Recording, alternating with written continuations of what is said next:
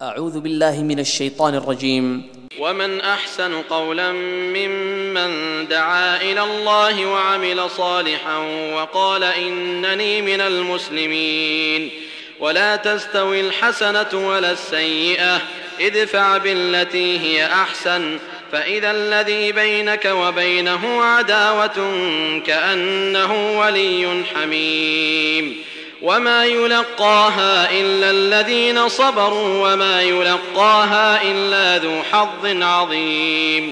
اور اس سے اچھی بات والا کون ہے جو اللہ کی طرف بلائے اور نیک کام کرے اور کہے کہ میں یقیناً مسلمانوں میں سے ہوں۔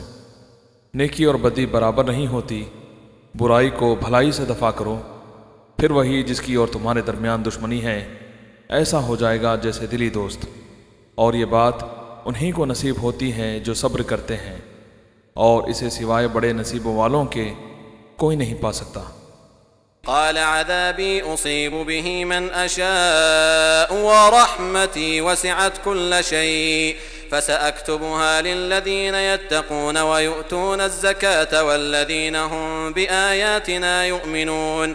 اللہ تعالیٰ نے فرمایا کہ میں اپنا عذاب اسی پر واقع کرتا ہوں جس پر چاہتا ہوں، اور میری رحمت تمام اشیاء پر محیط ہے، تو وہ رحمت ان لوگوں کے نام ضرور لکھوں گا جو اللہ سے ڈرتے ہیں اور زکوٰۃ دیتے ہیں اور جو ہماری آیتوں پر ایمان لاتے ہیں۔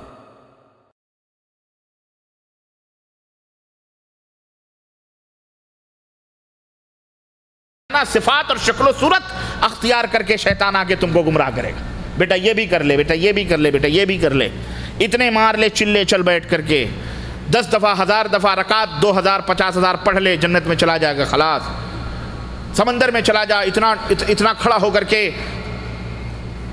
یہ سفلی علم جو کیسے حاصل کرتے ہیں لوگ، جس کو کرامت آپ کہتے ہو، جب سفلی علم حاصل ہو جاتا ہے نا، کالا جادو، تب وہ داڑھیاں بڑھا لیتا ہے، جبے قبے پہن کے ولی اللہ بن جاتا ہے، تب آپ کے معاشرے میں آتا ہے، تب اس کو پتا ہوتا ہے کہ یہ کیسے ہوتا ہے۔ اور بعض تو شرپسند ایسے ہوتے ہیں ہمارے ہاں بابے، اور آپ کو میں ٹرک بتاؤں، ٹرک کیسے جانتے ہیں، ان کے بڑے بڑے موٹے موٹے مرید ہوتے ہیں، دروازے بنے رہتے ہیں مخصوص، ٹھیک ہے، جب باہر کوئی آتا ہے بابا سے ملنے کے لیے تو انہوں نے پہلے سے الاؤڈ کیے ہوتے ہیں، دیکھو اس دروازے سے وہ آئے گا جو کسی لڑکی کے اوپر یا کسی عورت کے اوپر عاشق ہوگا، ہے نا، اس کو اس دروازے سے بھیجنا، کسی کو کوئی مطلب بیٹا بیٹی مانگنے کے لیے آئے گا اس کو اس دروازے سے واپس ڈالنا، کوئی اپنا کسی مصیبت زدہ، یعنی غرض مخصوص ہوتی ہے، دروازے مخصوص ہوتے ہیں۔ بابا اندر بیٹھا ہوتا ہے، وہ دروازے پورے اس کے سامنے ہوتے ہیں۔ اب جیسے ہی کسی دروازے سے کوئی بندہ آتا ہے پہلے سے وہ پوچھ لیتا ہے، سامنے مریدین، ہاں کس لیے آئے بھائی، کیا بات ہے، بھائی ہمارے ساتھ یہ مصیبت ہے، مجھے بیٹا نہیں ہوتا، مجھے بیٹی نہیں ہوتی، ٹھیک ہے، اچھا ٹھیک ہے، بابا سے ملنا، اس دروازے جاؤ، جائیے۔ وہ اس دروازے سے جیسے داخل ہوا، اب وہاں جب اندر پہنچتا ہے تو بابا تو جانتا ہے نا اس دروازے سے آنے والا کیا غرض لے گیا، اچھا بچے نہیں ہو رہے ہیں، اور اتنا، ارے سرکار کو کیسے معلوم ہو گیا، اور سرکار پہلے ہی سے فٹ کیے ہوئے بیٹھے ہوئے ہیں، سمجھ رہے ہیں کہ نہیں سمجھ رہے ہیں؟ اچھا یہ بات ہے، تم مقدمہ نہیں جیت رہے ہو، کوئی بات نہیں، آؤ وہیں، ارے اب تو ہمارا کام ہو گیا۔ یہ ڈھونگی پاکھنڈی ولایت کی چادریں اوڑھ کر، مسلمانی شکل و صورتیں رکھ کر، قادری چشتی نقشبندی سہروردی پتہ نہیں کیا کیا صوفیوں کے ڈانڈے ملا کر کے، اے امت نبی کے، اے امت محمد صلی اللہ علیہ وسلم کے لوگوں، اے میری ماں بہنوں اور میرے دوستوں، اللہ کی قسم یہ سارے شعبدے باز پاکھنڈی شیاطین ہیں، یہ اللہ کے اولیاء نہیں، یہ اللہ کے دشمن ہیں، دین اسلام کے دشمن ہیں، ان کے ساتھ کبھی ساز باز نہ کرو، بچہ مر جائے مر جانے دو، لیکن اللہ کے ساتھ کبھی شرک نہ کرو۔ یاد رکھو اللہ تعالیٰ تمام گناہوں، سود کو، چوری کو، چکاری کو اللہ چاہے معاف کر دے، سنو کھلے لفظوں میں، لیکن اگر اللہ معاف نہیں کرے گا تو شرک کو، اس لیے توبہ کرو اللہ تعالیٰ سے، یہ سارے ازار مزار توڑ دو، محلے گلیاں شہر جہاں بھی ہو، ہندوستان میں ہو، پاکستان میں ہو، بنگلہ دیش میں ہو، کر دو بم بلاس، خلاص ختم کرو ان کو۔ یہ جب تک ان کی پوجا پاٹ ختم نہیں ہوگی رب کی رحمتیں کبھی نازل ہو سکتی نہیں، یہ یاد رکھو، یہ سبق ہے۔ سبق ہے۔ اللہ کے حبیب صلی اللہ علیہ وسلم نے اسی سعودی عرب کے اندر کتنے قبے، کتنے مزار، سیدہ بی بی کا قبہ، حضرت علی کا قبہ، حضرت علی کے تو نہ جانے کتنے قبے بنے ہے کہ نہیں، نہ جانے کتنے قبے بنے، سب لوگ بنا بنا کے پوج رہے ہیں، الو بنا رہے ہیں۔ ہمارے ہاں منہ مبارک ہے تو بالے مبارک ہے تو نقشے مبارک ہے تو شملے مبارک ہے تو امامے مبارک ہے، اس کے نام سے لوگ دکھا دکھا کے پیٹ پال رہے ہیں، کھا پی رہے ہیں، پھول چڑھا رہے ہیں، نذرانے چڑھا رہے ہیں۔ یہ سب خرافات، سب بدعقیدگی کے مظاہر ہیں، یہ سب کافروں غیر مسلموں سے آئی ہوئی چیزیں۔ اس لیے اسلام ان تمام چونچلے بازیوں کا نام نہیں، اسلام صاف ستھرا دین ہے جو آسمان سے آیا ہے، جو اللہ نے اپنے حبیب حضرت محمد الرسول اللہ صلی اللہ علیہ وسلم کو بنا دیا۔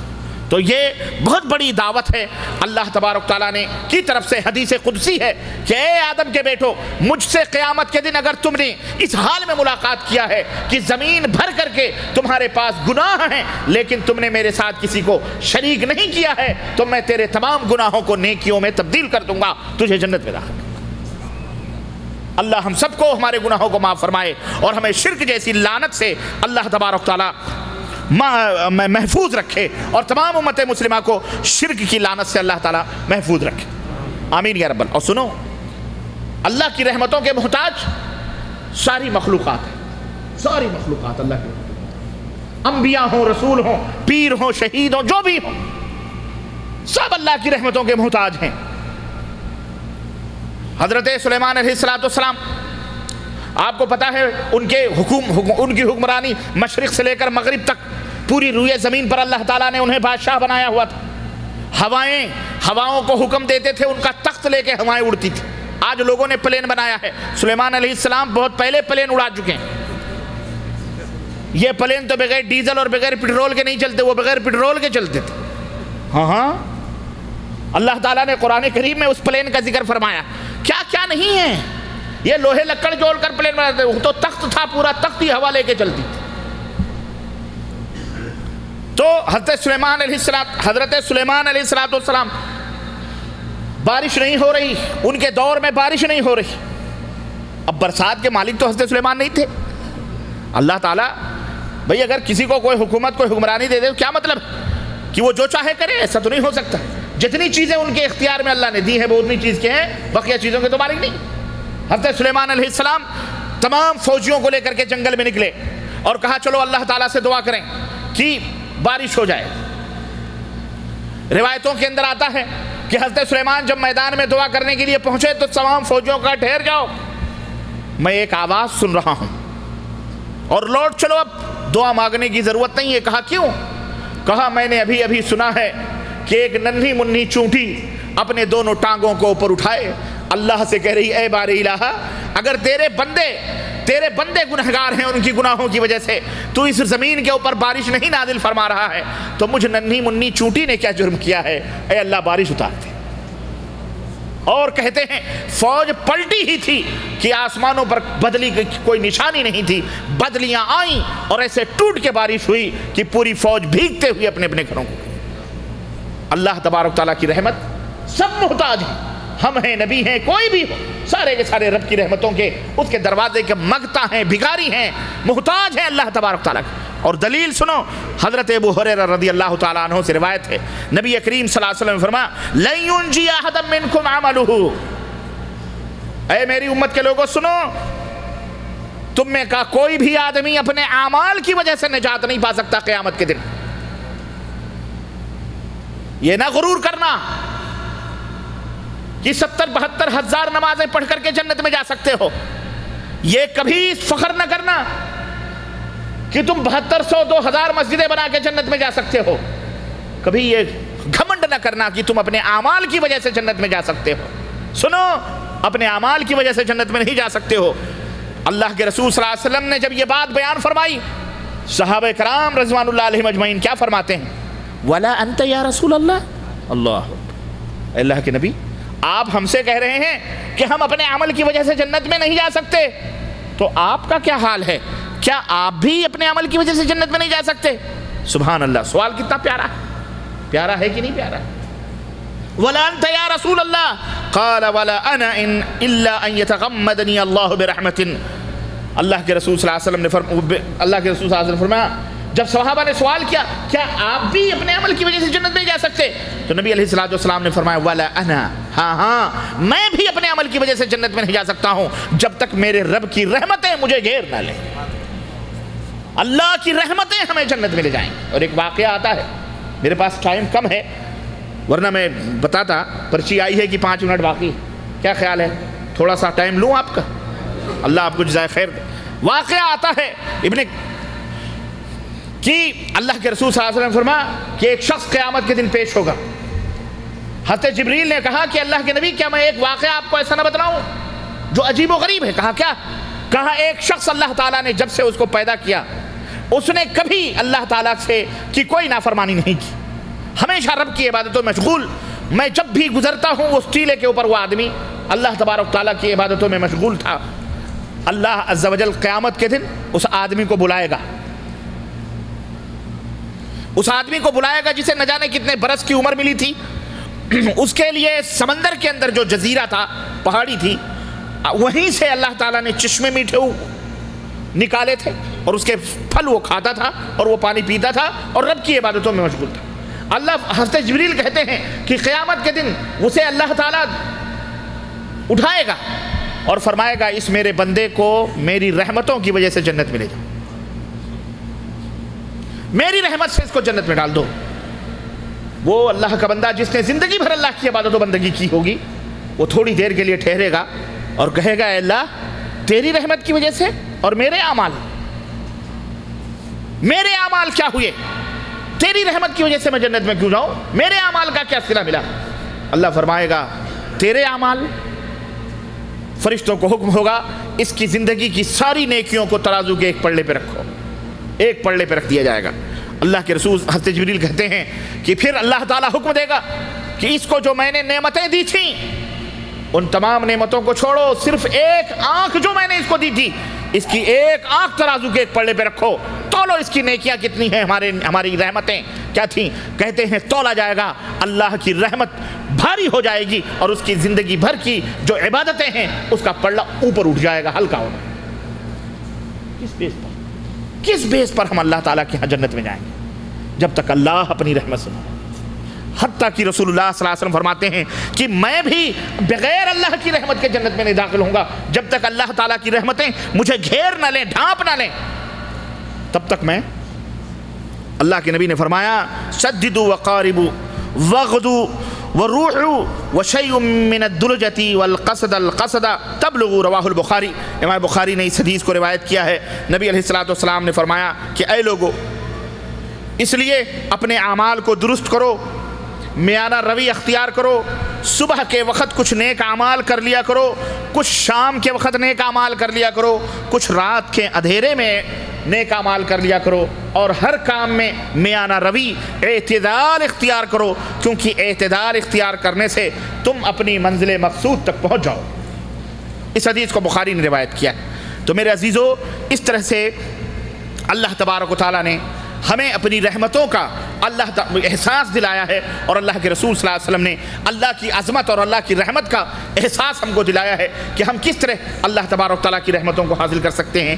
اور اللہ تبارک تعالیٰ کی عظیم ذات بابرکات کو جو ساری کائنات میں اس کی رحمتیں پھیلی ہوئی ہیں، اگر اللہ کی رحمت ذرہ برابر کے لیے ہم سے روٹھ جائے، اور بہت ساری رحمتیں تو ہی ہیں، تو واللہ ہم جو ہے زندہ نہ رہ سکیں. یہ جو سانس ہمارے ناکوں میں آتی اور جاتی ہے، بتاؤ یہ اللہ کی رحمت ہے کہ نہیں رحمت ہے؟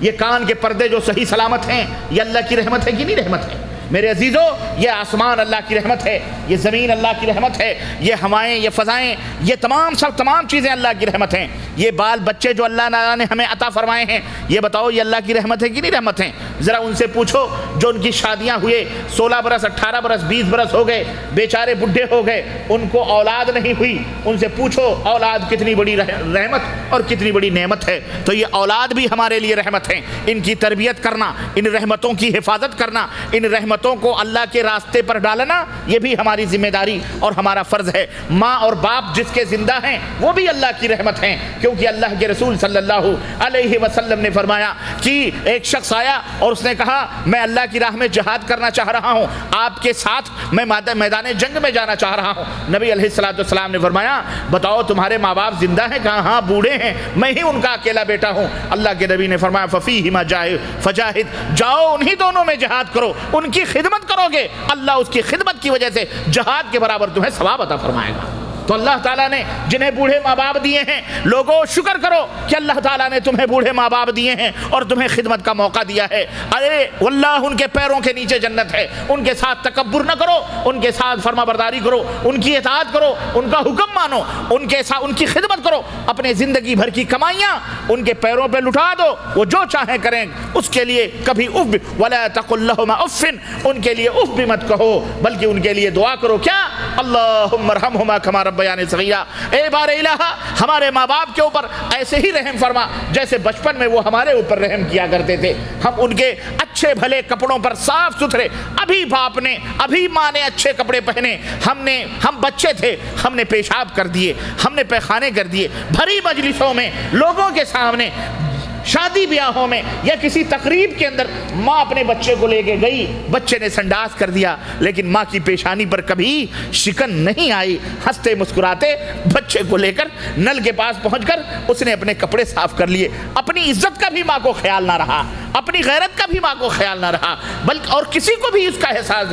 تو اے اللہ جس طرح میرے بچوں نے، جس طرح میرے بچپن میں میرے ماں باپ نے میرے اوپر شفقت اور مہربانی اور نرم دلی کی ہے، رب ارحمہما کما ربیانی صغیرا، میرے ماں باپ پر ایسے ہی رحم فرما، یعنی ان سے جو جرم ہوئے ہیں، ان سے جو خطائیں ہوئی ہیں، اے اللہ ان خطاؤں کو معاف فرما دے۔ یہ ہمیشہ اللہ سے دعا کرتے رہو، یہ ماں باپ کے ساتھ سب سے بڑی نیکی ہے۔ ایک صحابی آئے، انہوں نے کہا کہ اللہ کے نبی میں اپنے ماں باپ کے ساتھ کیسے اچھا سلوک کروں، میرے ماں باپ انتقال کر چکے ہیں۔ تو اللہ کے نبی نے فرمایا کہ 4 چیزیں فرمائی۔ کہا نمبر 1 ان کے لیے اللہ سے رحم کی بھیک مانگو، نمبر 2 ان کے گناہوں کی معافی مانگو، نمبر 3 والدین کے ددھیالی اور ننھیالی رشتوں کو جوڑ کے رکھو، ماموں ہیں، خالہ ہیں اور دیگر چیزیں، ان رشتوں کو جوڑ کے رکھو، اور اسی طرح باپ کے جو دوست ہیں ان کے ساتھ حسن سلوک کرو، ماں کی جو سہیلیاں ہیں ان کے ساتھ حسن سلوک کرو۔ جس طرح باپ کے زمانے میں ان کے دوست دروازے پہ آتے تھے، ابا ان کی عزت کرتے تھے، جب وہ مر جائیں اب ان کے دوست آئیں تو ان کے ساتھ حسن سلوک کرو، ماں کی سہیلیاں آئیں ان کے ساتھ حسن سلوک کرو۔ اس طرح تم نیکیاں کما سکتے ہو اور اس طرح سے اجر پا سکتے ہو اور اس طرح تو تم اللہ کا قرب حاصل کر سکتے ہو۔ میرے عزیزو اس لیے خوش نصیب ہیں، باعث بابرکت ہیں وہ لوگ جن کے ماں باپ زندہ ہیں، یا باپ زندہ ہے صرف، یا ماں صرف زندہ ہے، یاد رکھو ان کی خدمت کر کے جنت کو حاصل کر سکتے ہو۔ اللہ تبارک تعالیٰ رحمان ہے، رحیم ہے، غفور رحیم ہے، اللہ گناہوں کو معاف فرمانے والا، خطاؤں کو معاف فرمانے والا ہے۔ اسی طرح سے اللہ تبارک و تعالیٰ نے ہم سب کو مسلمان بنایا ہے، یہ بھی اللہ تعالیٰ کی رحمت ہے۔ بولو رحمت ہے کہ نہیں رحمت ہے؟ کہ ورنہ نہ جانے کتنے لوگ ہیں جو اسلام سے دور ہیں، جانوروں کی زندگی گزار رہے ہیں اور اور حیوانات کی زندگی گزار رہے ہیں، زناکاریوں میں، فحاشیوں میں، بے حیائیوں میں اور نہ جانے کیسے کیسے آلائشوں اور گندگیوں میں۔ یہ یورپ ہے، یہ امریکہ ہے، یہ فلاں ہے، یہ فلاں، دولت ہے ٹھیک ہے، لیکن حیوانات اور اولئک کالانعام ہیں، جانور ہیں، اللہ نے فرمایا بلکہ جانوروں سے بھی بدتر ہیں۔ تو رب نے ہمیں اور آپ کو اسلام کے لیے منتخب کیا، اس دین کو دیا، یہ بھی اللہ تبارک تعالیٰ کی رحمت اور اس کا احسان ہے۔ ہو سکتا ہے کہ ہم کافروں میں سے ہوتے تو ہمارا مقدر کیا ہوتا؟ جہنم ہی ہوتا۔ اور اسی طرح سے اللہ تعالیٰ نے آپ کو نمازی بنایا ہے، دیندار بنایا ہے، یہ بھی اللہ تبارک تعالیٰ کی رحمت ہے۔ اور جنہیں فاسق و فاجر اور بے نمازی اور مشرک اور بدعتی جو لوگ ہیں ان کے اوپر اللہ کی لعنت ہے، ان کے اوپر اللہ کی پھٹکار ہے۔ اس دنیا میں مرنے کے بعد بغیر توبہ کے اگر وہ مر گئے، اللہ تعالیٰ ان مشرکوں کو معاف نہیں فرماتا، نہ کافروں کو معاف فرمائے گا۔ سمجھ آ رہی کہ نہیں آ رہی؟ اسی طرح اللہ تبارک تعالیٰ نے اگر اللہ تبارک تعالیٰ نے آپ کو دولت دی ہے تو یہ بھی اللہ تبارک تعالیٰ کی رحمت ہے، کیونکہ اللہ تعالیٰ آپ کے اوپر مہربان ہے۔ آپ اس میں سے اللہ کی راہ میں خرچ کریں، دین میں خرچ کریں، اسلام کی راہوں میں خرچ کریں، غریبوں، مسکینوں، بیواؤں، یتیموں کے اوپر خرچ کریں، اپنے گاؤں میں، اپنی بستیوں میں دینی مدرسے، دینی ادارے قائم کریں، علماء کے اوپر خرچ کریں، ائمہ اور مؤذنین کے اوپر خرچ کریں، جو دین کے جھنڈے کو بلند کر رہے ہیں ان کے اوپر اپنی دولتوں کو خرچ کرو، کتابیں چھپواؤ، قرآن چھپواؤ، احادیث چھپواؤ، اللہ کی راہ میں خرچ کرو۔ انفق یا ابن آدم انفقوا، اے ابن آدم انفق تنفق، اے آدم کے بیٹو اللہ فرماتا ہے خرچ کرو میں تمہارے اوپر خرچ کروں گا، جتنا دو گے اس سے ڈبل ٹبل 700 گنا کر کے میں تمہیں عطا کروں گا، اور سینت کے رکھو گے، کوئی چور آئے گا پوٹلی اٹھا کے لے کے چلا جائے گا، نہ آم ملا نہ خدا ہی ملا نہ وصال صنم، نہ ادھر کے رہے نہ ادھر کے رہے، خلاص ٹیں ہو گئے، یا کبھی ہارٹ اٹیک ہوا ٹرک کے نیچے اللہ نہ کرے، کبھی ناگہانی بلائیں آ گئیں، ساری دولت رہ گئی، مر جاؤ گے، قبر میں دفن کر دیے جاؤ گے، بچے آئیں گے پوٹلیاں کھولیں گے، بینک اکاؤنٹ کھلوا کر تمہاری پراپرٹی تقسیم کر لیں گے، تمہارے نام اعمال میں کچھ نہیں آئے گا۔ اس لیے اگر جہنم کی آگ کو بجھانا چاہتے ہو، اللہ کے حبیب فرماتے ہیں جہنم کی آگ کو اگر کوئی چیز بجھا سکتی ہے تو صدقہ اور خیرات ہے۔ اے بندو اللہ کی راہ میں صدقہ خیرات کرو، جس طرح آگ کو پانی ڈالنے سے آگ بجھ جاتی ہے، اسی طرح صدقہ اور خیرات کرنے سے اللہ تعالیٰ جہنم کے آگ کو بندے کے اوپر حرام کر دیتا ہے، بجھ جاتی ہے جہنم کی آگ، ٹھنڈی ہو جاتی ہے، اللہ کا غضب ٹھنڈا ہو جاتا ہے، اللہ کا غصہ ٹھنڈا ہو جاتا ہے۔ اس لیے میرے عزیزو یہ بھی اللہ کی رحمت ہے کہ اللہ تعالیٰ نے آج ہم سب کو یہاں اس امام بخاری رحمۃ اللہ علیہ کی مسجد میں جمع فرمایا۔ اللہ ہمارے جمع ہونے کو قبول فرمائے اور اپنی رحمتوں کی برکھا ہمارے اوپر برسائے، اور جن لوگوں نے بھی یہ مجلسیں منعقد کی ہیں اور اس طرح کے اجتماعات کیے ہیں، دامے درمے قدم سخنے، جن لوگوں نے بھی اس میں خدمت کی ہے، اے اللہ جتنے بھی شرکت کرنے والے اور مرد اور عورتیں ہیں، ہم سب کو اللہ اجر جزیل عطا فرمائے اور ہمارے میزان حسنات میں بنائے، اور اللہ تعالی ہم سب کو جنت الفردوس میں جگہ عطا فرمائے۔ ہم آپس میں باہمی اخوت و محبت اور بھائی چارگی اللہ تبارک تعالیٰ پیدا فرمائے، اور اسی طرح اللہ کے دین کی خدمت کی توفیق عطا فرمائے، آمین یا رب العالمین۔ تو بہت ساری رحمتیں اور بہت ساری برکتیں ہیں میرے عزیزو، اور برکت کے حاصل کرنے کے بہت سارے طریقے ہیں، رحمت الہی کے حاصل کرنے کے، اور اسی طرح رحمت الہی سے دور ہونے کے بہت سارے اسباب اور وجوہ ہیں۔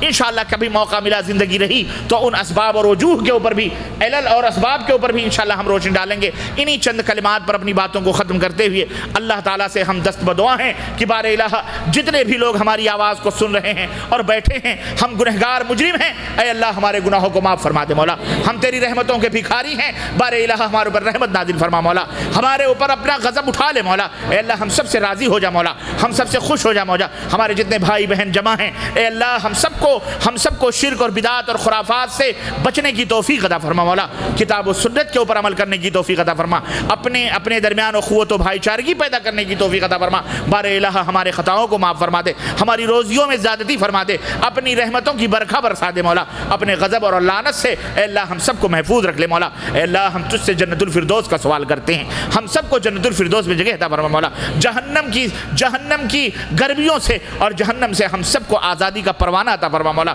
اے الہ العالمین ہمارے ماں باپ کے اوپر رحم فرما مولا، اے الہ العالمین ہمارے اساتذہ کے اوپر رحم فرما مولا، اے الہ العالمین ہمارے اعزاء اقارب کے اوپر رحم فرما مولا، جتنے بھی مومن مومنات انتقال کر چکے ہیں بار الہ انہیں کروٹ کروٹ جنت نصیب فرما مولا، اے الہ العالمین ہمارے والدین کی قبروں کو نور سے منور فرما دے مولا، ہمارے اعزاء اقارب جتنے بھی مر چکے ہیں اللہ سب کے اوپر رحم اور کرم کی برکھا نازل فرما دے مولا، اے الہ العالمین جتنے بھی غیر مومن غیر مسلم لوگ ہیں اے اللہ ان سب کو ہدایت عطا فرما مولا، عالم اسلام میں جہاں کہیں بھی تیرے نافرمان بندے ہیں اللہ تو اپنا فرما بردار بنا دے مولا، سب کو اسلام کی ہدایت عطا فرما مولا، اسلام کے ڈنکے کو چہار دانگے عالم میں بلند فرما دے مولا، اسلام کے جھنڈے کو بلند فرما دے مولا، اللہم اعز الاسلام والمسلمین، اے اللہ اسلام اور مسلمانوں کو عزت عطا فرما مولا، اے اللہ اسلامی مملکتوں کی حفاظت عطا فرما مولا، اور جہاں کہیں بھی مسلمان حکمران ہیں ان سب کو اپنے قرآن اور اپنے نبی کے فرمان کے اتباع اور اسے نافذ کرنے کی توفیق عطا فرما مولا، اے اللہ مملکت سعودی عربیہ کی حفاظت فرما مولا، یہاں کے بادشاہ یہاں کے ولاۃ امور کے پیشانیوں کو اے اللہ ہدایت کی طرف پھیر دے مولا، اے الہ العالمین کو قرآن و سنت کے نافذ کرنے کی توفیق عطا فرما مولا، اے الہ العالمین اس دولت توحید کی حفاظت فرما مولا، اور جہاں بھی مسلمان رہ رہے ہیں جو بھی اسلامی ممالک مسلمان رہتے ہیں اے اللہ تبارک تعالیٰ ان سب کی حفاظت فرما مولا، وہاں جہاں ان اسلامی ملکوں کی حفاظت فرما مولا، وہاں جو اللہ کے بندے اور بندیاں ہیں اے الہ العالمین ان سب کی حفاظت فرما مولا، اے الہ العالمین ہم سب کو قرآن و سنت سے چمٹنے اور اسے محبت کرنے کی توفیق عطا فرما مولا، ہم سب کے گناہوں کو معاف فرما دے مولا، ہماری روزیوں میں برکت عطا فرما دے مولا، اے الہ العالمین ہم تجھ سے سوال کرتے ہیں، ہم تجھ سے امید رکھتے ہیں، اے الہ العالمین جو بے اولاد ہے انہیں صاحب اولاد بنا دے مولا، اور جو صاحب اولاد ہے ان کی اولاد کو ان کی آنکھوں کی ٹھنڈک بنا دے مولا. ہماری اولاد کو, ہماری بیویوں کو, ہمارے بچوں کو, سب کو نمازی بنا دے مولا, موحد بنا دے, متبع سنت بنا دے مولا, دیندار بنا دے. اے اللہ جو نماز نہیں پڑھتے انہیں مسجدوں کا دروازہ دکھا دے مولا. اے الہ العالمین انہیں نماز پڑھنے کی توفیق عطا فرما. اے الہ العالمین ہم سب کو نمازی اور ہم سب کو روزے دار اور ہم سب کو الہ العالمین اپنا نیک اور مقرب بندہ بنا دے مولا. الہ العالمین اپنے اولیاء, اللہ اپنے اولیاء کی صفوں میں ہمیں داخل فرما مولا. ہمیں صدیقین, شہداء اور صالحین میں سے بنا دے مولا. الہ العالمین ہمارے گناہوں کو معاف فرما دے مولا. جن لوگوں نے بھی اس مجلس کے اور اس طرح کے دینی مجالس کے بپا کرنے میں جو لوگ دامے درمے قدمے سخنے مدد کرتے ہیں, الہ العالمین کی روزیوں میں برکت عطا فرما مولا. ان کے آل اولاد کی حفاظت فرما مولا. ان کی روزیوں میں مزید ترقی عطا فرما مولا. الہ العالمین ہم سب کی روزیوں میں برکت عطا فرما مولا. آمین یا رب العالمین. وصلی اللہ علی نبینا محمد وعلی آلہ وصحبہ اجمعین. والسلام علیکم ورحمۃ اللہ وبرکاتہ. جزاکم اللہ خیر, احسن الجزا. حضرات ابھی ہم فضیلت شیخ معراج ربانی حفظ اللہ کو سماعت فرما رہے تھے. عنوان تھا اللہ کی رحمت. اللہ رب العالمین ہمارے اس مجلس پر رحمتوں کا نزول فرمائے. حضرات تشریف رکھیے, ابھی کچھ سوالات ہیں جن کا جو انشاءاللہ تعالیٰ پیش کیے جائیں گے اور ان کے جواب بھی آپ سن کر جائیں. یہاں ہم یہ بھی اعلان کرنا چاہتے ہیں کہ اس مسجد میں جس میں ہم جمع ہیں, ہر جمعے کو عشاء کی نماز کے بعد منہاج المسلم کا درس ہوتا ہے, اسلامی طرز زندگی, جس کتاب کا نام ہے فضیلت شیخ ابوبکر جزائری کی. اسے جو حضرات یہاں پر قرب جوار میں رہتے ہیں ضرور اٹینڈ کریں. ربانی صاحب, آپ بس صرف سعودی عرب میں ہی تقاریر کرتے ہیں یا اپنے ملکوں میں بھی جا کر لوگوں کو نصیحت کرتے ہیں؟ ہمیں تو لگتا ہے کہ آپ ہندوستان میں جاتے ہوئے ڈرتے ہیں. اللہ تعالیٰ ہدایت, جس نے سوال کیا اللہ تعالیٰ انہیں ہدایت عطا فرمائے. میرے بھائی, میرے عزیز, اللہ تعالیٰ جہاں تک طاقت دیا ہے, توفیق دیا ہے, اور اللہ تعالیٰ نے جتنی بھی قوت دی ہے, جہاں بھی پہنچ سکتے ہیں وہاں تک پہنچ کر اللہ کے پیغام کو پہنچاتے ہیں. ہندوستان بھی جاتے ہیں. 1 مہینہ پہلے میں ہندوستان ہی میں تھا اور 1 مہینہ مکمل میرا پروگرام رہا. ڈرتے نہیں ہیں, پیسے نہیں ہیں, نہیں تو ہفتے میں 1 دفعہ ضرور ٹور مار کے ہر جگہ جا جاتے ہیں. آپ پیسے دیں انشاءاللہ تعالیٰ, کرایہ دیں, ہم چلتے ہیں آپ کے ساتھ, لے کے چلو. کون منع, کس نے کیا ہوا ہے؟ ویزے وغیرہ کی ذمہ داری کی ایسی کوئی بات نہیں ہے. آپ نے بلایا جدہ چلے آئے, آپ بلائیں ہندوستان چلے جائیں گے, آپ بلائیں پاکستان چلے جائیں گے. تو الحمدللہ ایسی کوئی بات نہیں ہے, کوئی رکاوٹ, کوئی پابندی نہیں ہے. جہاں توفیق ہوتی ہے جتنی وہاں تک جاتے ہیں بس. باقی تو پوری دنیا کے ہدایت کی ذمہ داری میرے اوپر تھوڑی ہے کہ سب کا میں نے ٹھیکہ لیا ہوا ہے. اللہ تعالیٰ جس کو چاہتا ہے ہدایت دیتا ہے. اور ڈر اور خوف کی جہاں تک بات ہے, اللہ کا شکر ہے ایسی کوئی بات نہیں ہے بھائی. جو بات ہم یہاں بولتے ہیں اس سے کڑی بات اپنے ملکوں میں بولتے ہیں, ڈانٹ پھٹکار کے سمجھاتے ہیں. ایسی کوئی بات نہیں. جزاکم اللہ خیر. حضرات گزشتہ سال ہی فضیلت شیخ معراج ربانی جب ہندوستان تشریف لے گئے تھے پاکوڑ ہیلتھ کانفرنس میں, وہاں شیخ کی تقریر کو تقریباً 14 لاکھ آدمیوں نے سنا تھا. تو یہ ان صاحب کے لیے جواب ہے. اور وہ صاحب اگر اس مجلس کی کیسٹ, ویڈیو کیسٹ دیکھنا چاہتے ہوں جسے 14 لاکھ انسانوں نے سنا, تو ہم اسے حاصل کر سکتے ہیں. اور یہاں یہ بھی میں عرض کرنا چاہتا ہوں کہ اسی دوران سفر شیخ معراج ربانی مرکز جو تبلیغی جماعت کا ہیڈ آفس دلی میں ہے وہاں پر بھی گئے تھے. چونکہ یہ اعتراضات یہاں پر آئے ہیں کہ شیخ جو ہیں علماء سے رابطہ نہیں کرتے دیوبندی یا بریلوی علماء سے, یہ بھی غلط ہے. خود جا کر لوگوں سے بھی ملاقات کی ہے. ہندوستان میں حال ہی میں ایک سسر نے اپنی بہو یعنی بیٹے کی بیوی سے زبردستی زنا کیا. علماء نے فتویٰ دیا ہے کہ وہ عورت اپنے شوہر پر حرام ہو گئی ہے. براہ کرم رہنمائی فرمائیں, کیا ایسا درست تھا؟ یہ جس ملک کا اور جہاں کا مسئلہ ہے وہاں کے لوگوں کو نپٹنے دیجیے. آپ کو کیا مشکل پڑی ہوئی یہاں پہ, آپ اس کے چکر میں کیوں پڑے؟ جس ملک کا یہ مسئلہ ہے اور جہاں اس طرح اس خبیث شرپسند آدمی نے جو باپ کے درجے میں تھا اپنی بیٹی کو نہیں چھوڑا, بہو تو بیٹی ہی ہوتی, تو اس کو تو سنسار کرنے کا حکم ہے, اس کو تو پتھر مارنے کا حکم ہے. اور جہاں تک حرام کی بات ہے تو آپ ایک بات یہ سمجھ لیں کہ حرام چیز کسی چیز کو حرام نہیں کرتی. حرام چیز کسی چیز کو حرام نہیں کرتی. وہ بہو حرام تھی اس کے اوپر, کیوں اللہ تعالیٰ نے اسے وَحَلَائِلُ أَبْنَائِكُمْ قرآن کریم میں فرمایا کہ تمہارے بیٹوں کی بیویاں تمہارے اوپر حرام ہیں۔ اب اگر اس سسر نے اس کے ساتھ بدکاری کی تو اس کے اوپر حرام تو پہلے سے تھی، وہ حرام تو پہلے سے تھی، پھر وہ حلال کیسے ہو جائے گی؟ نہیں سمجھ آئی؟ جو چیز حرام تھی اور اللہ نے اسے ہمیشہ کے لیے حرام کیا ہے، ایون اگر بیٹا طلاق بھی دے دیتا تو سسر کے لیے وہ حلال ہی تھی، وہ کہ حلال ہو جاتی۔ بولو، تو جب وہ حرام تھی تو اس کے زنا کرنے سے حلال کیسے ہو گئی؟ اور اگر کوئی کہتا ہے کہ حلال ہو گئی تو پھر تو ایسے راستے کھل جائیں گے، پھر تو پتہ چلا کہ بیٹے کو بھیج دیا باپ نے کہیں، اپنی بہو کے ساتھ مل گیا، خلاص جا بیٹا تو کوئی دوسری ڈھونڈ، میری یہ ہو جائے گی۔ ایسا ہو سکتا ہے کہ نہیں ہو سکتا؟ یہ فتنے کی چیز ہے، ایسی کوئی بات نہیں ہے۔ ایسے بڈھے کو سزا دینی چاہیے، اور وہ اس کی جس کی بیوی ہے اس کی بیوی کو اس کے حوالے کرنا چاہیے۔ نہ اس کا نکاح ٹوٹا، نہ اس کا کچھ ہوا، کچھ بھی نہیں۔ زنا کیا ہے تو اتنے دن تک اس کا استبراء رحم کے لیے یہ کہا جا سکتا ہے کہ وہ اتنے دن تک وہ حیض اس کے آ جائیں تو اس کا رحم پاک ہو جائے، تاکہ باپ کا اور بیٹے کی نسل جو ہے نا خلط ملط نہ ہو۔ سمجھ آئی کہ نہیں آئی؟ ورنہ وہ حرام نہیں، بیٹے کے اوپر حرام نہیں ہے، سسر کے اوپر جیسے پہلے حرام تھی وہ آج بھی حرام ہے۔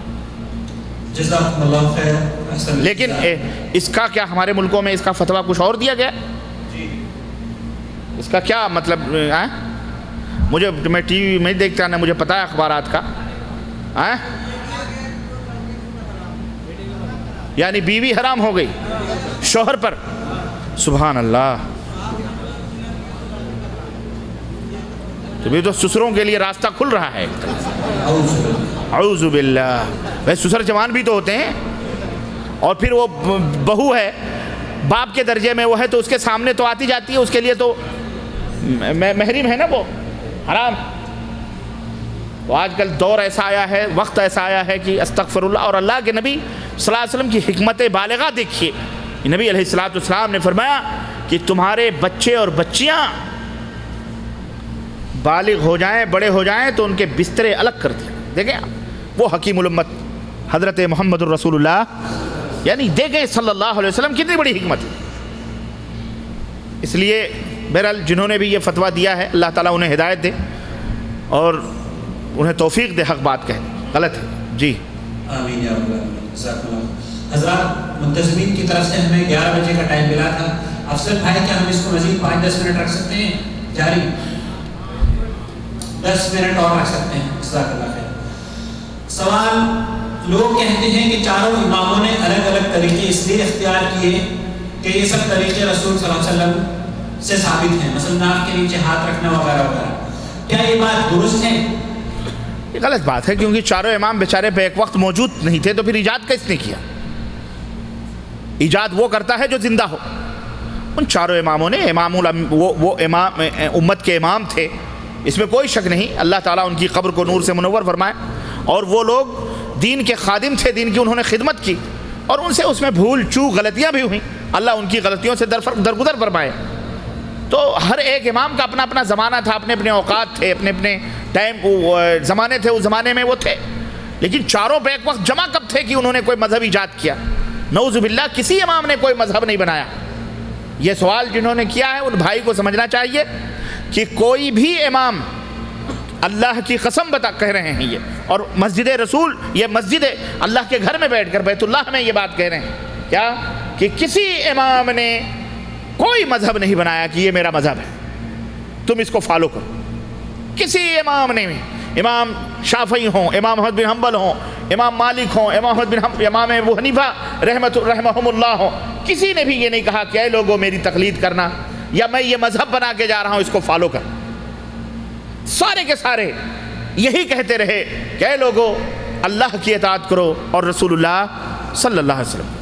خذوا من حیث ما اخذنا، امام احمد بن حنبل فرماتے ہیں لا تقلدونی ولا تقلدوا شافعیا ولا مالکیا ولا اوزاعیا، خذوا من حیث ما اخذوا، اے لوگو میری تقلید نہ کرنا، نہ مالک کی، نہ شافعی کی، نہ اوزاعی کی، بلکہ دین کو جہاں سے انہوں نے حاصل کیا ہے وہیں سے تم بھی دین کو حاصل کرو۔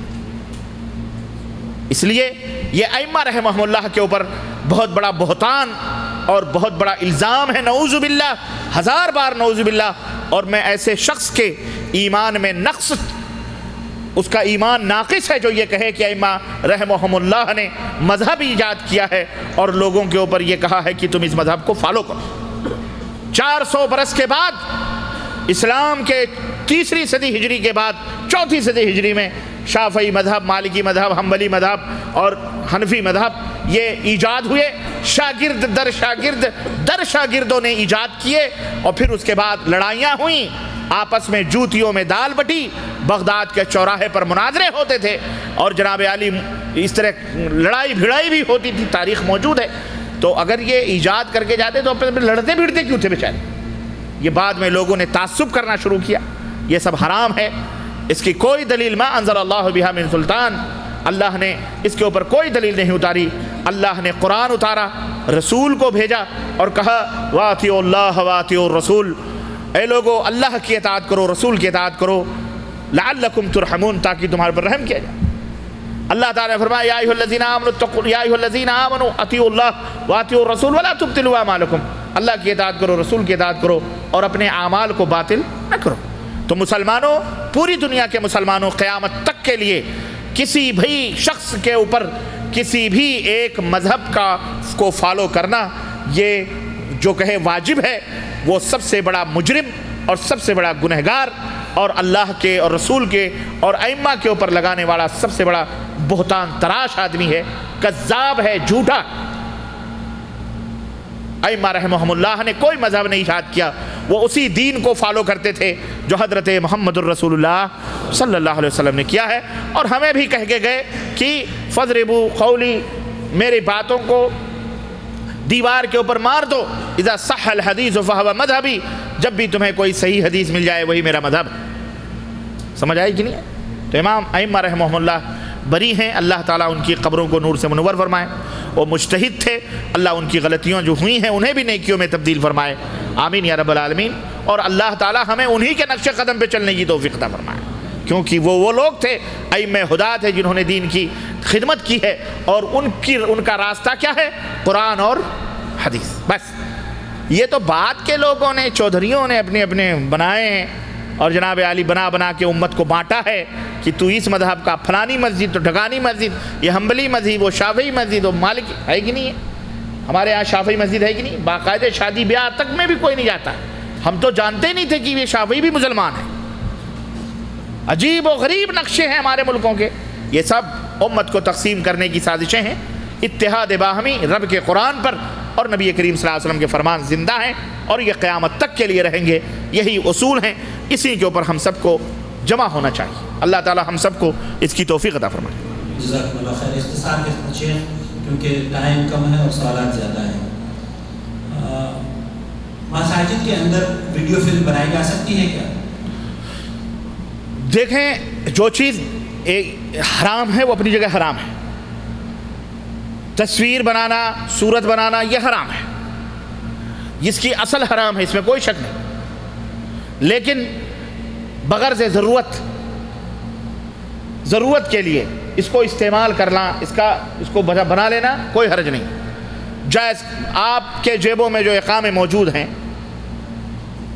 اگر یہ تصویر نہ رہے تو کیا آپ زندہ نہیں رہیں گے؟ آپ کو روزی نہیں ملے گی؟ آپ کہیں گے نہیں یہ جائز ہے. کیوں جائز ہے؟ آپ کو ضرورت ہے. جب چند پیسہ کمانے کے لیے آپ نے تصویر کھنچا لی اور اس کی ضرورت ہے، تو دین پھیلانے کے لیے اگر ویڈیو فلم بن گئی اور اسے دنیا کے اندر پھیلا دیا گیا، جو شیطانی ڈبے گھر گھر میں موجود ہیں، اس میں کوئی قباحت نہیں. تو دین بنانے تک یہ مشین ہے. یہ کیا ہے؟ کیا ہے؟ یہ مشین ہے. یہ مشین حرام نہیں ہے، یہ بھی تو مشین ہے. مائک میں معراج ربانی تقریر کر رہے ہیں تو یہ مائک جائز ہے کہ نہیں جائز ہے؟ لیکن اسی کو کسی اسٹیج پر کوئی گانے والا میراثی کی اولاد بیٹھ کے گانا گائے اسی مائک سے، تو آپ کیا کہیں گے؟ حرام ہے کہ نہیں؟ بولو. تو یہ مشین بذات خود نہ حلال ہے، یہ مشین بذات خود حرام نہیں ہے. یہ مشین ہے. اس مشین کو جائز کام کے لیے استعمال کرو گے تو یہ مشین کیا ہے؟ بولو. حلال ہے. لیکن اسے گانا گانے کے لیے استعمال کرو گے تو یہی ویڈیو آپ ناچنے گانے کے لیے استعمال کرو، حرام ہے. لیکن یہی مشین اگر آپ دین کو پھیلانے کے لیے استعمال تو یہ مشین کیسے حرام ہو؟ قرآن پڑھ کر کے تو لوگ حرام کو حلال کر لیتے، کہتے ہیں جی حرام ہے، اب وہی تو غیر اللہ کی نظر و نیاز کر کے حرام ہے کہ نہیں حرام، لیکن کہتے ہیں قرآن ہی تو پڑھا گیا ہے، تو قرآن پڑھنے سے اس کو حلال کر لے، تو جو چیز حلال ہے اسے حرام کیسے کر سکتے ہیں؟ سمجھ آئی کہ نہیں ہے؟ تو میرے بھائیوں، دین کی حد تک جائز ہے، ورنہ تصویر کشی حرام ہے، ضرورت پڑنے پر اس کی کوئی قباحت مصلحت جو ہے کوئی حرج نہیں ہے اس کی۔ جزاکم اللہ خیر۔ تہجد کی نماز کے لیے میں اٹھتی ہوں، اگر کسی وقت نہ اٹھ پاؤں تو کیا وتر کی نماز میں کب پڑھوں؟ اللہ کے رسول صلی اللہ علیہ وسلم کی یہ روایت موجود ہے حدیث میں کہ اگر کوئی شخص کا معمول ہے کہ وہ رات کو اٹھ کر کے نماز پڑھے لیکن کسی وجہ سے سو جاتا ہے تو اسے زوال سے پہلے اگر وہ پڑھ لے تو رات ہی میں نماز پڑھنے کا جتنا ثواب ملتا ہے دن میں پڑھ لینے سے اس کو ثواب اس کا مل جائے گا۔ تو اگر میری بہن تہجد پڑھتی ہیں اور اٹھنے کے اور کبھی سو گئیں تو اسے فجر کے بعد دن نکلنے کے بعد پڑھ لو، سمجھ رہے ہیں؟ کوئی حرج نہیں اس میں، انشاءاللہ اس کا ثواب آپ کو اس میں مل جائے گا۔ جزاکم اللہ خیر۔ محترم شیخ صاحب السلام علیکم، کیا خاوند بیوی کے جماع کے بعد یعنی بغیر غسل کیے کھانا پینا وغیرہ حلال ہے اس کے لیے یا حرام؟ حلال ہے، کوئی حرج نہیں ہے۔ جمع کرنے کے بعد میں نبی کریم صلی اللہ علیہ وسلم کے دو فرمودات ہیں، ایک یہ کہ افضل یہ ہے کہ جب بیوی سے ہم بستری کرے تو اس کے بعد وہ غسل کر لے تاکہ پھر سے اس کو کیا کہتے ہیں فریش ہو جائے، وہ ہے نا نشیط ہو جائے، اور اگر غسل نہیں کر سکتا کم از کم وضو بنا لے، کم از کم میاں بیوی دونوں کو چاہیے وضو بنا لیں، کیونکہ پاک و صاف رہیں، آدمی کو پاک و صاف رہنا چاہیے، ٹھیک ہے؟ تو غسل کر لیں تو اور اچھی چیز ہے، اور اگر وضو بنا کم از کم وضو بنا لیں، ایسے نہ سوئیں، کیونکہ جس گھر میں جنبی ہوتے ہیں اللہ کے رسول صلی اللہ علیہ وسلم فرماتے ہیں کہ فرشتے اس گھر میں داخل نہیں ہوتے۔ اور اللہ کے رسول صلی اللہ علیہ وسلم کے بارے میں ام المؤمنین عائشہ صدیقہ فرماتی ہیں کہ اللہ کے نبی صلی اللہ علیہ وسلم ہم بستری کرتے اور اسی حالت میں سحری بھی کھا لیتے، سحری وغیرہ کھا لیتے، تو کھانا کھا لینا، پانی پی لینا، کوئی حرج اس میں نہیں ہے۔ صبح صادق ہوتی تب اللہ کے نبی، بلکہ روزہ بھی اللہ کے نبی صلی اللہ علیہ وسلم اسی حالت میں رکھتے، اور پھر فجر کے وقت نہا کے جب صبح صادق ہو جاتی تب نہا کر کے اور پھر آپ نماز پڑھتے تھے، سمجھ رہے ہیں؟ تو کوئی حرج اس کے اندر نہیں۔ جی جزاکم اللہ خیر۔ جب عورت نے نماز نہیں پڑھنی ہوتی ہے مگر قرآن پاک تو کیا پڑھ سکتی ہے؟ جو قرآن میں سجدہ آتا ہے کیا وہ کر سکتی ہے یا نہیں؟ قرآن میں سجدہ یا قرآن کو پڑھنا جناب حیض کی حالت میں یا جنابت کی حالت میں منع ہے، نہیں پڑھنا چاہیے۔ چھونا ہاں بوقت ضرورت دعائیں ہیں، اذکار ہیں، سبحان اللہ الحمدللہ یا اٹھنے بیٹھنے کی دعائیں اور اس طرح کی دعائیں وہ پڑھ سکتی، لیکن قرآن کو ہاتھ میں لے کر کے پڑھنا یہ جائز نہیں ہے، قرآن کو چھونا نہیں چاہیے۔ ہاں اگر اگزام ہے، امتحان ہے نا، اور ایسی حالت میں بچیاں جو حفظ کرتی ہیں، اگزام آ گیا اور کوئی بچی کے ایام شروع ہو گئے اور اگر وہ امتحان نہیں دے گی قرآن کا تو پھر مشکل ہو جائے گی، یا امتحان دے رہی ہے قرآنی آیتوں کی دلیلیں آ گئیں، لکھنا پڑ رہا ہے اور اس کو پڑھ کر کے لکھنا پڑ رہا ہے، تو علماء نے جیسے شیخ ابن باز رحمۃ اللہ علیہ اور دیگر کے بارے علماء نے یہ حکم بتایا ہے کہ ایسی سچویشن میں وہ قرآن کو پڑھ سکتی ہے اور قرآن کو لکھ سکتی ہے، کیونکہ اسے امتحان دینا ہے اور امتحان بار بار نہیں آتا، تو یہ مجبوری ہے اس کی۔ لیکن عام حالتوں میں حیض ناپاکی کی حالت میں، ناپاکی بھی وہ بھی حیض ہو یا جنابت ہو، قرآن کو نہیں چھونا چاہیے اور نہ پڑھنا چاہیے۔ البتہ اگر الحمدللہ کسی کو کہہ دیا ماشاءاللہ یا سبحان اللہ، یا بچہ پڑھ رہا ہے اس کو تھوڑا بتا دیا تو اس میں کوئی قباحت نہیں ہے، لیکن قصداً ذکر اور عبادت کے لیے قرآن کو نہیں پڑھنا چاہیے۔ واللہ اعلم بالصواب۔ جی ربانی صاحب، میں پہلے رفع دین نہیں کرتا تھا، لیکن جب سے میں نے بخاری شریف کا مطالعہ کیا تو میں نے رفع دین بھی شروع کر دیا۔ اس کی وجہ سے میرے ساتھ لوگ جھگڑنے لگے کہ تم نے اپنا مذہب یعنی حنفی مذہب کو چھوڑ دیا ہے۔ لوگ کہتے ہیں کہ پہلے رفع دین تھا اور اب منسوخ ہو گیا ہے، آپ براہ کرم وضاحت فرما دیجئے، کیا یہ منسوخ ہو گیا ہے؟ نہیں، جھوٹ ہے یہ، کہ یہ بہتان ہے، تمام ائمہ کے ہاں ثابت ہے یہ، نعوذ باللہ، اور یہ سنت ہے اللہ کے رسول صلی اللہ علیہ وسلم کی، اور اس میں کوئی قباحت نہیں، بلکہ جس کو علم ہے اللہ کے نبی صلی اللہ علیہ وسلم کی سنت سے محبت ہے اس کو کرنا چاہیے۔ کسی مذہب کے اندر یہ منع نہیں ہے، جو لوگ مذہب بنائے ہوئے ہیں انہوں نے جھوٹ بنایا ہوا ہے، یہ اللہ کے نبی کا بنایا ہوا مذہب نہیں ہے، نہ ائمہ نے بنایا ہے۔ گڑھ گڑھ کے بیچارے مر گئے امام، اور ان کی طرف گڑھ گڑھ کر کے باتوں کو منسوب کر دیا اور کہا جی امام نے کہا ہے، امام بیچارے قبر میں چلے گئے، ان کو کیا پتہ، جزاکم اللہ خیر. اللہ نے قرآن کریم میں فرمایا ہے کہ میں جسے چاہتا ہوں ہدایت دیتا ہوں اور جسے چاہتا ہوں گمراہ کرتا ہوں. تو سوال یہ ہے کہ اللہ رب العالمین تو نعوذ باللہ ظالم نہیں، ہدایت کی بات تو سمجھ میں آتی ہے، لیکن گمراہ کیوں کر؟ اس لیے کہ اللہ کو پتا ہے کہ یہ آدمی ہدایت پہ نہیں آ سکتا. آپ اپنے علم سے اللہ کے علم کو نہ سوچیں.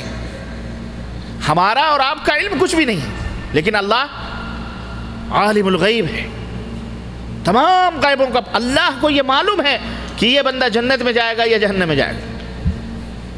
اللہ نے بہت پہلے سب لکھ دیا ہے. تو یہ اللہ تبارک و تعالیٰ کو اس انتہائی جو اس کا زندگی کا آخری کہ یہ برا ہی ہوگا، اس تک اللہ تبارک و تعالیٰ کو علم ہے. اس لیے اللہ تعالیٰ کسی کے اوپر ظلم نہیں کرتا. وہ اس کی فطرت ویسے ہی ہے، اسے جہنم میں جانے والا ہے، اس لیے اس کو لکھ دیا جہنمی. اسے ہدایت پانے سے کوئی فائدہ نہیں، اسے ہدایت دینے سے کوئی فائدہ نہیں ہے. تو یہ اللہ تبارک و تعالیٰ نے بنائے ہیں. جزاکم اللہ خیر. یہ تھا آخری سوال، اسی پر ہم آج کی مجلس کا کے اختتام کو پہنچتے ہیں. اخیر میں ایک صاحب نے لکھا ہے کہ فضیلت شیخ ایک آدمی اس مجلس میں موجود ہے، وہ آپ سے بہت محبت کرتا ہے، آپ اس کے لیے دعا فرما دیجئے کہ جو نماز میں کوتاہی ہوتی ہے اس سے وہ کوتاہی جاتی رہے. اللہ تعالیٰ ہم سب کی کوتاہیوں، ہم سب کوتاہ ہیں، ہم سب غلطی کرنے والے ہیں، ہم سب گنہگار ہیں. آپ اپنے آپ کو گنہگار سمجھ رہے ہیں، یہ آپ کے ایمان کا احساس اور اللہ آپ کی محبت میں زیادتی فرمائے. ہم بھی آپ سے محبت کرتے ہیں للہ فی اللہ. ہم سب گنہگار ہیں، خطاکار ہیں، لیکن اللہ کے نبی کی حدیث ہے کہ خیر الخطائین التوابون، سب سے بہترین گنہگار وہ ہیں جو اللہ سے توبہ کریں. ہمیں چاہیے کہ ہم اللہ سے توبہ کریں. اللہ ہمارے تمام گناہوں کو معاف فرمائے، آمین یا رب. اور ہماری تمام نماز کی اور دیگر کوتاہیوں کو دور فرمائے، آمین. وصلی اللہ علی نبینا محمد وعلی آلہ وصحبہ اجمعین. والسلام علیکم ورحمۃ اللہ وبرکاتہ. جزاکم اللہ خیر. سبحانک. اور علماء کی دوسری جماعت جن کی تعداد زیادہ ہے، جو جمہور ہیں، وہ اس طرف گئے ہیں کہ حرام کام کسی حلال کام کو حرام نہیں کرتا.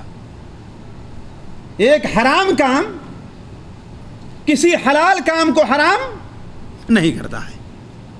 یہ علماء کا دوسرا گروپ ہے. پہلا گروپ جو یہ کہتا ہے کہ اس سے حرمت ثابت ہو جائے گی، وہ دلیل دیتا ہے. میں دونوں کی دلیلیں آپ کے سامنے رکھوں گا. وہ یہ دلیل دیتا ہے کہ اللہ تبارک و تعالیٰ قرآن مجید میں ارشاد فرماتا ہے وَلَا تَنْكِحُوا مَا نَكَحَ آبَاؤُكُمْ إِلَّا مَا قَدْ سَلَفَ إِنَّهُ كَانَ فَاحِشَةً وَمَقْتًا وَسَاءَ سَبِيلًا. یہی ہے آیت نا قاری صاحب، سورہ نساء کی ہے اور چوتھے پارہ کے بالکل آخری صفحے میں ہے ہمارے خیال سے. وَلَا تَنْكِحُوا مَا نَكَحَ آبَاؤُكُمْ، تمہارے باپ نے جن عورتوں سے نکاح کیا ہے ان سے تم نکاح نہ کرو. کیوں؟ اس لیے کہ یہ بے حیائی کی بات ہے، مقتن اللہ تعالیٰ کے غضب کی بات ہے، وساء سبیلا، اور بہت ہی برا طریقہ ہے. ان علماء کا کہنا ہے کہ عربی زبان میں اصل میں نکاح کرنا کے معنی کیا آتا ہے؟ وطی کرنا، جمع کرنے کے آتا ہے. تو اب یہ وطی جس کی شریعت نے نفی کی ہے، اس کے اندر چاہے جائز ہو وہ بھی شامل ہے، ناجائز وطی ہو وہ بھی شامل ہے. یعنی اگر کوئی آدمی کسی عورت سے زنا کر لیتا ہے تو اس کی ماں اور اس کی بیٹی دونوں اس کے اوپر حرام ہو جائیں گے. اس کی ماں اور اس کی بیٹی دونوں اس کے اوپر حرام ہو جائیں گے. کیوں؟ اس لیے کہ اپنی بیوی کی ماں سے نہ تو شادی کر سکتا ہے، نہ اس کی بیٹی سے شادی کر سکتا ہے. ایک دلیل ہے. دوسری دلیل مصنف ابن ابی شیبہ کے اندر ہے کہ اللہ کے رسول صلی اللہ علیہ وسلم نے ارشاد فرمایا جو شخص کسی عورت کے شرمگاہ کی طرف دیکھ لیتا ہے شہوت سے تو اس کی ماں اور اس کی بیٹی دونوں اس کے اوپر حرام ہو جایا کرتی ہیں. یہ دو دلیلیں ہیں ان کی. کن کی؟ جو عام دلیل ہیں. جو لوگ کہتے ہیں کہ اس سے حرمت ثابت ہو جاتی ہے، جس کے مطابق فتویٰ دیا گیا ہے کہ وہ عورت جس کا نام کیا بتایا جاتا ہے؟ عمرانہ، کہ وہ عورت اپنے شوہر کے اوپر حرام ہو گئی. دوسرے علماء جو امام شافعی یعنی امام ابو حنیفہ کا پہلا مسئلہ کہ امام حنبل کا ہے، اور دوسرا مذہب امام شافعی، امام مالک اور دوسرے علماء کا ہے. وہ یہ کہتے ہیں کہ نہیں، زنا سے حرمت ثابت نہیں ہوتی. ان کی پہلی دلیل قرآن مجید سے یہ ہے کہ اللہ تبارک و تعالیٰ نے جہاں اسی صورت کے اندر یہ بیان کیا کہ نسب سے کون کون عورتیں حرام ہیں، یعنی 7 عورتیں، سسرالی رشتے سے کون کون سی عورتیں حرام ہیں، یہ 7 عورتیں، یہ 3 عورتیں، یا رضاعی دودھ پینے سے کون کون عورتیں حرام ہیں، یہ 7 عورتیں. اس کے بعد اللہ تعالیٰ ارشاد فرماتا ہے وَأُحِلَّ لَكُم مَّا وَرَاءَ ذَلِكُمْ، اس کے علاوہ جو عورتیں ہیں تمہارے لیے حلال ہے بشرطے کہ مہر ادا کر کے ان کے ولی کی رضامندی سے تم شادی کر لو. اور اللہ تعالیٰ نے اس کے اندر زنا کا ذکر نہیں کیا ہے، تو اس کا مطلب وہ چیز کیا ہوگی؟ حلال ہوگی. دوسری دلیل جو انہوں نے دی ہے وہ یہ ہے کہ امام دارقطنی رحمہ اللہ نے اپنی کتاب سنن کے اندر حضرت عائشہ رضی اللہ تعالیٰ سے نقل کرتے ہیں کہ اللہ کے رسول سے سوال کیا گیا کہ ایک مرد کسی عورت کے پیچھے حرام کاری سے چلتا ہے، اس حرام کاری کرتا ہے، تو کیا اس کی بیٹی سے نکاح کر سکتا ہے؟ تو آپ نے کیا بیان فرمایا کہ کر سکتا ہے، اس لیے کہ حرام کام کسی حلال چیز کو حرام نہیں کرتا. اور حضرت عبداللہ ابن عباس رضی اللہ عنہ کی روایت میں ہے کہ حضرت عبداللہ ابن عمر کی سنن ابن ماجہ کے اندر کہ حرام چیز جو ہے حلال کو حرام نہیں کرتی. حضرت عائشہ کا ایک قول ہے کہ الحرام لا یفسد الحلال، حرام کام جو ہے وہ حلال کو فاسد نہیں کرتا. یہ چند دلیلیں ان لوگوں کی ہیں. اب سوال یہ ہے کہ ہم یہ دیکھیں کہ اس سلسلے میں راجح قول کیا ہے، کون سا وہ قول ہے جو ہمارے لیے ہے کہ ہم اس کو قبول کریں. دیکھیے، پہلی چیز یہ ہے کہ راجح قول اس سلسلے میں یہی ہے کہ زنا سے یقیناً حرمت ثابت نہیں ہوتی. کیوں؟ اس لیے جس کی متعدد وجہ ہیں. قرآن مجید نے سسرالی رشتے کا ذکر کیا، نسبی رشتے کا ذکر کیا، رضاعی رشتے کا ذکر کیا، لیکن زنا کا ذکر نہیں کیا. اس کے بعد یہ فرما دے اس کے علاوہ جو عورتیں ہیں تمہارے لیے حلال ہیں. اور معلوم یہ ہے کہ زنا نکاح سے قطعاً مختلف ہے، قطعاً مختلف ہے. مثال کے طور پر یہ بتائیے، 2 مثالیں میں دیتا ہوں، ذرا غور کریں گے، خاص طور پر پڑھے لکھے لوگ. ایک عورت کو اس کے شوہر نے 3 طلاق دے دی، اس کے اوپر حرام ہو گئی نا، حرام ہو گئی نا. اب جب تک وہ کسی دوسرے شوہر سے شادی نہ کر لے وہ اپنے پہلے شوہر کے لیے حلال ہوگی، حلال ہوگی. جیسے قرآن مجید میں اللہ تعالیٰ ارشاد فرماتا ہے فَإِن طَلَّقَهَا فَلَا جی فَلَا تَحِلُّ لَهُ حَتَّى تَنْكِحَ زَوْجًا غَيْرَهُ، تو یہ اپنے پہلے شوہر کے لیے حلال نہیں ہوگی یہاں تک کہ کسی دوسرے شوہر سے وہ شادی کر لے.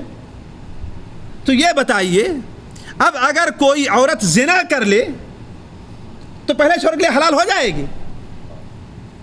سوچنے کی بات ہے. کوئی کہتا ہے اس کو؟ کوئی عالم نہیں کہتا، کوئی مذہب نہیں کہتا ہے. کیا شرط لگاتے ہیں کہ نہیں شادی ہونی چاہیے، برضا و رغبت شادی ہونی چاہیے. حتیٰ کہ بہت سے علماء، حتیٰ کہ جس میں صحابہ کرام حضرت عمر، حضرت عثمان بھی داخل ہیں، کہ اگر کوئی آدمی اس نیت سے شادی کرتا ہے کہ میں اس کو اس کے شوہر کے لیے حلال کر دوں تو وہ بھی حلال نہیں ہوگی. تو اگر زنا سے حرمت ثابت ہو جاتی ہے کہ نہیں ہے، زنا سے حلت ہوتی تو وہ عورت بھی زنا کر لیتی اور اپنے شوہر کے لیے کوئی اس کو نہیں کہتا ہے. اسی طریقے سے اسلام کے اندر کئی شادی کی اجازت دی گئی ہے؟ جی 4 شادی کی ہے کہ نہیں. یعنی ایک مرد وقت ضرورت 4 شادی کر سکتا ہے نا. اب اگر کسی مرد کے تعلق 4 عورتوں سے ناجائز ہوں تو ہم کیا اسے کہیں کہ وہ شادی نہیں کر سکتا ہے؟ 5ویں عورت اگر شادی کرنا چاہے تو شادی کرنا جائز ہوگا نہیں جائز ہوگا اس کے لیے؟ اگر زنا کا وہی حکم ہے جو نکاح کا ہے تو اس کے لیے آپ کہیے کہ شادی کرنے کی اجازت نہیں ہونی چاہیے. کیوں؟ کیوں؟ اس لیے کہ اس نے 4 عورتوں سے غلط تعلقات رکھے ہوئے ہیں، یا کسی کے پاس جائز طور پر 4 لونڈیاں ہیں، ہے کہ نہیں؟ اب وہ شادی کرنا چاہے شادی کر 5 عورت سے نہیں کر سکتا ہے، کر سکتا ہے۔ تو معلوم یہ ہوا کہ نکاح کا معاملہ الگ ہے اور زنا کا معاملہ الگ ہے۔ اس کی بہت سی مثالیں قرآن و حدیث کے اندر ہیں۔ اسی لیے امام شافعی رحمہ اللہ کا مناظرہ ہوا امام محمد بن حسن شیبانی رحمہ اللہ سے، امام شافعی امام ابو حنیفہ کے شاگرد سے، اور امام شافعی نے جب یہ بات رکھی تو امام محمد حسن شیبانی نے کہا کہ ہاں آپ کی بات صحیح ہے، آپ کی بات صحیح ہے۔ اسے امام شافعی رحمہ اللہ نے اپنی کتاب علوم کے اندر اور امام ابن القیم رحمہ اللہ نے اپنی کتاب اعلام الموقعین کے اندر بھی نقل کیا ہے، اور اس کا ترجمہ جالیات موجود ہے، اٹھا کر کے دیکھ لیں گے۔ امام ابو حنیفہ رحمہ اللہ کے شاگرد ہیں۔ تو عرض کرنے کا مقصد کی پہلی چیز وجہ ہم دوسرے مذہب کو راجح اس لیے قرار دے رہے ہیں کہ قرآن نے جہاں پر رضائی، سسرالی اور نسبی رشتے سے عورتوں کو حرام کیا ہے، اس کے اندر زنا کو نہیں دیا۔ دوسری چیز یہ ہے کہ زمانے جاہلیت میں زنا بہت عام تھا، ہے کہ نہیں؟ بہت عام تھا، کوئی رکاوٹ اس کے اوپر نہیں تھی، حتیٰ کہ اس معاشرے کے اندر عیب سمجھا ہی نہیں جاتا تھا، جس طریقے سے آج دنیا کے بعد معاشرے ہیں بدبخت کہ وہاں پر عیب نہیں سمجھا جاتا، اور دور نہ جائیے وہ ہمارے ہاں بھی یہ بلا پہنچ چکی ہے۔ ابھی پچھلے جمعے کی آپ لوگوں نے اخبار دیکھا ہوگا، دہلی ہاسپٹل کا معاملہ، پڑھا ہی نہیں پڑھایا آپ لوگوں کہ ایمرجنسی وارڈ کے اندر جہاں پر مریض موت و حیات کی کشمکش میں ہے، وہاں پر 2 نالائق ڈاکٹروں نے ایک عورت کے ساتھ، ایک لڑکی کے ساتھ رنگ لینیاں مناتے ہوئے پکڑے گئے، جبکہ اسی طریقے سے ایک مریض اس کے ساتھ اس کی نگرانی نہیں کی کہ اس کا انتقال ہو گیا، اور ان بدبخت ڈاکٹروں کو کوئی اس کی پرواہ نہیں ہے، اپنی رنگ لینیوں کے اندر وہ مشغول ہیں۔ جب پولیس کو خبر آئی تو وہ دونوں کھڑکی سے کود کر کے بھاگ گئے، لڑکی پکڑی گئی، تو لڑکی نے کہا میں تو یہاں اپنی خوشی سے آئی تھی، لہذا اس سے پولیس نے کوئی طرد نہیں کی، اسے چھوڑ دیا۔ اس کے خلاف کوئی واویلا نہیں مچا رہا ہے، کوئی جلوس نہیں نکال رہا ہے، جی کوئی شور شرابہ نہیں ہو رہا ہے، چلو بھائی رضامندی سے آئی جاؤ، اسے چھوڑ دیا، اور ڈاکٹر بھاگ گئے، انہیں کیا تھوڑا سا کیس چلے گا، یہ چلے گا، دوبارہ اپنی ڈیوٹی پر واپس آ جائیں گے۔ حالانکہ یہ بدبخت اس لائق ہے کہ ان کے لیے جلوس نکالا جائے، مطالبہ کیا جائے گورنمنٹ سے کہ اس مریض کے بدلے انہیں قتل کیا، ان کے اوپر جرمانہ لگایا جائے، کہ جو ان کی کوتاہی سے ہر آدمی اپنی موت سے مرتا ہے، اس میں کوئی شک نہیں ہے، لیکن سبب کون بنا ہے؟ یہ نالائق بنے ہیں۔ لیکن اس طرف کوئی توجہ نہیں، کیوں؟ اگر یہی اسلام اور مسلمانوں کا مسئلہ ہوتا تو وَإِذَا جَاءَهُمْ أَمْرٌ مِّنَ الْأَمْنِ أَوِ الْخَوْفِ أَذَاعُوا بِهِ، تو اسے لے کر کے اڑ کھڑے ہوتے۔ تو عرض کرنے کے زمانے جاہلیت کے اندر زنا بہت عام تھا، اور یہ چیز کثرت سے پائی جاتی تھی، حتیٰ کہ لوگ اس سلسلے میں شادی کرنے سے متعلق کسی چیز کی پرواہ نہیں کرتے تھے، لیکن اسلام نے اس سلسلے میں کوئی پابندی نہیں لگائی کہ ہاں زنا جس لڑکی سے کیا ہے اس کی ماں اس کے اوپر کیا ہے؟ حرام، نہیں، کوئی پابندی اس کے اوپر نہیں لگائی۔ اس کا مطلب یہ ہے کہ جس سلسلے بارے میں اسلام خاموش ہے، اگر عادات کا معاملہ ہے تو وہ چیز جائز ہے۔ تیسری وجہ کہ حضرت عبداللہ ابن عباس جو بڑے پائے کے صحابی ہیں، صحیح سند سے ان سے ثابت ہے کہ ان سے جب اس سلسلے میں سوال کیا گیا کہ ایک شخص اپنی خوشنامن سے اپنا منہ کالا کرتا ہے تو کیا اس کی بیوی اس کے اوپر حرام ہو گئی؟ تو انہوں نے کہا کہ اس نے 2 حرمت کو پامال کیا ہے، اس سے اس کی بیوی اس کے اوپر حرام نہیں ہوگی۔ یہ صحیح سند سے ثابت ہے۔ اس کے علاوہ امام بحقی رحمہ اللہ کہتے ہیں، اور اب تک مجھے کسی صحابی سے اس بارے میں کوئی صحیح سند سے کوئی بات معلوم نہیں ہوئی اس کے خلاف۔ اور 5ویں وجہ یہ ہے کہ جو لوگ حرمت کے قائل ہیں ان سے بڑے احترام سے کہہ رہا ہوں کہ ان کی دلیل کے اندر کوئی وزن نہیں ہے۔ کیوں؟ پہلی چیز جو ان کی دلیل بنائی ہے انہوں نے کہ تم نکاح ان عورتوں سے نہ کرو جن سے تمہارے باپ دادا نے نکاح کیا ہے۔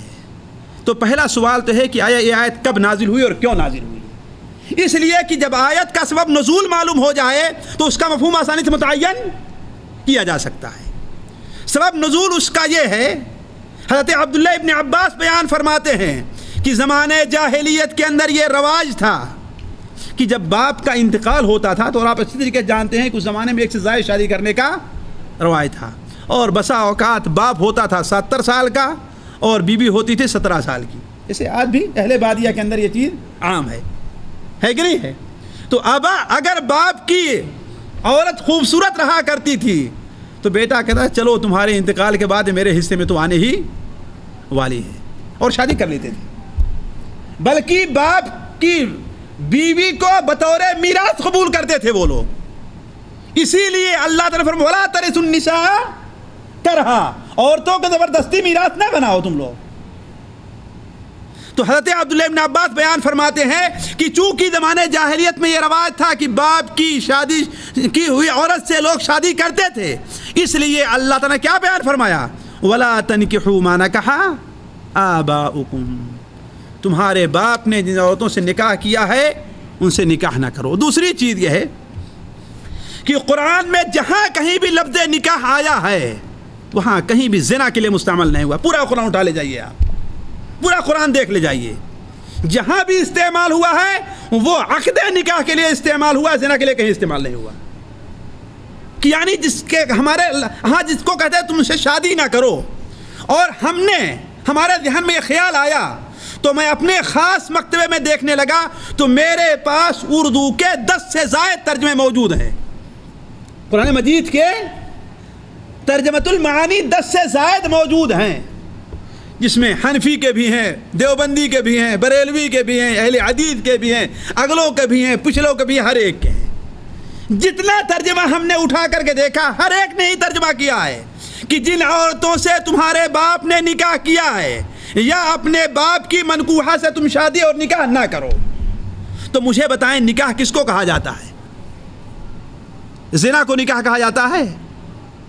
عربی زبان کے اندر کہیں بھی، حتیٰ کہ تونس کے ایک مفسر نے لکھا ہے کہ عربی زبان کے اندر بھی کہیں بھی زنا کے لیے نکاح کا لفظ استعمال نہیں ہوا، کہیں بھی نہیں ہوا۔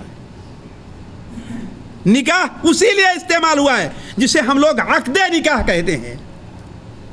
اور تیسری بات، چوتھی بات یہ ہے کہ جس آیت سے استدلال کیا جا رہا ہے، جس حدیث سے استدلال کیا جا رہا ہے وہ حدیث سخت ضعیف ہے۔ اس حدیث کو حجاج ابن ارطاط نے حضرت ام ہانی سے روایت کی ہے، اور ان کی ملاقات ام ہانی سے نہیں ہے کہ نہیں ہے؟ اور کبھی وہ روایت کو نقل کرتا ہے ابن ہانی سے، اور ابن ہانی یہ کون سے صحابی ہیں اسی لیے اس کا کچھ پتہ نہیں، اس لیے تمام علماء نے، حنفی ہیں تو مالکی ہیں تو شافعی ہیں تو حنبلی ہیں تو اگلے ہیں تو پچھلے ہیں، تو تمام لوگ کہتے ہیں کہ حدیث کیا ہے؟ ضعیف ہے، کوئی اس حدیث کو صحیح نہیں مانتا۔ اور تیسری چیز مجھے ایک بہترین سی بات سمجھ میں آئی اور نقطہ میرے ذہن میں آیا کہ امام مالک رحمہ اللہ کہاں رہتے تھے؟ مدینہ منورہ میں۔ ان کی پیدائش کب ہے؟ کب ہے شیخ ان کی پیدائش امام مالک؟ جی ہاں، سن 93 ہجری یا 94 ہجری میں ان کی پیدائش ہے امام مالک رحمہ اللہ کی۔ یعنی جب ان کی پیدائش ہوئی تو بھی صحابہ کرام کیا تھے؟ زندہ تھے۔ امام مالک رحمہ اللہ اپنی کتاب موطا امام مالک میں تفصیل کے ساتھ لکھتے ہیں کہ یہ چیز جو حرمت کی بیان کی جا رہی ہے وہ زنا سے متعلق نہیں ہے۔ یعنی اگر کوئی آدمی کسی عورت سے زنا کرتا ہے تو اس کی مائیں اور اس کی بیٹیاں اس کے اوپر حرام نہیں ہوگی۔ اسی کے اوپر ہمارے یہاں رواج چل رہا ہے اور ہم نے اپنے یہاں لوگوں کو اسی پر عمل کرتے ہوئے پایا ہے۔ گویا معلوم یہ ہوا کہ حضرت مالک کے زمانے تک تابعین وغیرہ کا عمل اسی پر رہا ہے کہ زنا سے حرمت ثابت نہیں ہوتی۔ اس لیے ساتھیوں اصل مسئلہ یہی ہے، حقیقت سچ یہ ہے کہ زنا سے حرمت ثابت نہیں ہوتی۔ اس چیز کو لوگوں کے سامنے پیش کرنے کی ضرورت ہے. اور جن لوگوں نے یہ کہا ہے ہم انہیں اس لیے نہیں کہتے کہ ہاں انہوں نے جان بوجھ کر کے ان سے غلطی ہوئی ہے، نہیں، بلکہ ان کی ایک اجتہادی غلطی ہے جنہوں نے زنا سے حرمت کو ثابت کیا. زنا سے حرمت ثابت نہیں ہوتی ہے.